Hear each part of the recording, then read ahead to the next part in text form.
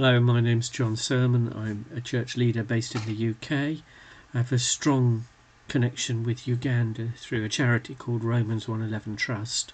I'm the chair of the trustees, and I would normally travel to Uganda every year and visit churches, church schools, other projects and an orphanage. Meet friends I've been meeting year in, year out, and this is the second year running it's been necessary to call it off because of the pandemic. I'm continuing my pattern of occasionally recording short videos in the hope of encouraging people during the times we're going through. And whilst we in the UK are seeing the gradual and careful lifting of restrictions, Uganda sadly is going the other way with a really serious new lockdown because of rising case numbers.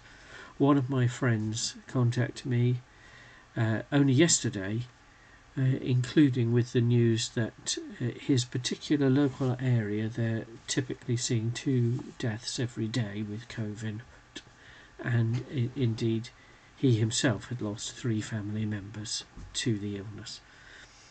So for all the progress with vaccinations and all the steps to protect our people are making good progress here in the UK, sadly there are countries where not the same is the case. I want to urge you to join me in praying for Uganda. Many of my Ugandan friends actually receive these videos and will know, and the symbol I've got here with the praying hands and the slogan, "We're praying," we don't just put that up there, we actually do it. And that's something that many people, whether you're already established as a Christian and a church member or not, many people are finding that actually praying makes a lot of sense. To some extent, here in the West, our societies have been going further and further in the direction of thinking, oh, we're self-sufficient, we don't need God, or we don't believe God exists, or whatever it might be. But I want to encourage you to see that turn, because even if we've come out of this relatively unscathed, as some of us have, others have died, lost family members, lost work, been in difficult situations and so on.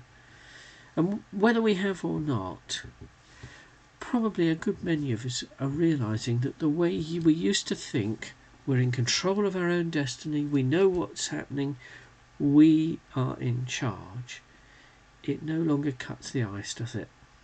The fact is that we're realising our vulnerability as a result of this pandemic.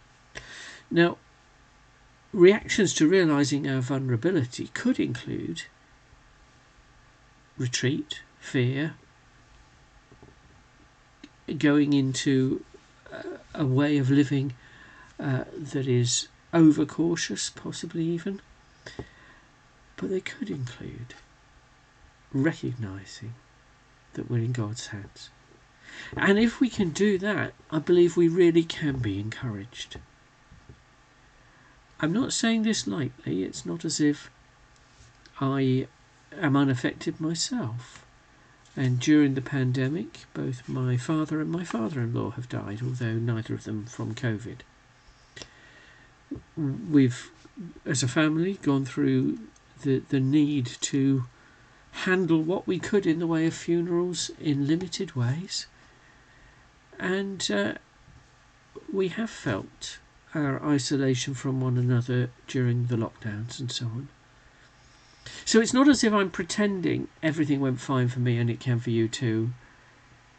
It's more a case that if you grow your relationship with God, which we do as we pray, you find you're better placed to get through the difficulties. And that's my encouragement for you today. Join me in praying for others worse off than ourselves, including the people of Uganda. Join me in encouraging our nation and other wealthy nations to share the vaccines more. Join me in seeking God, realising that we can be vulnerable, we don't have to pretend we're self-sufficient, and actually our God will be with us. God bless you.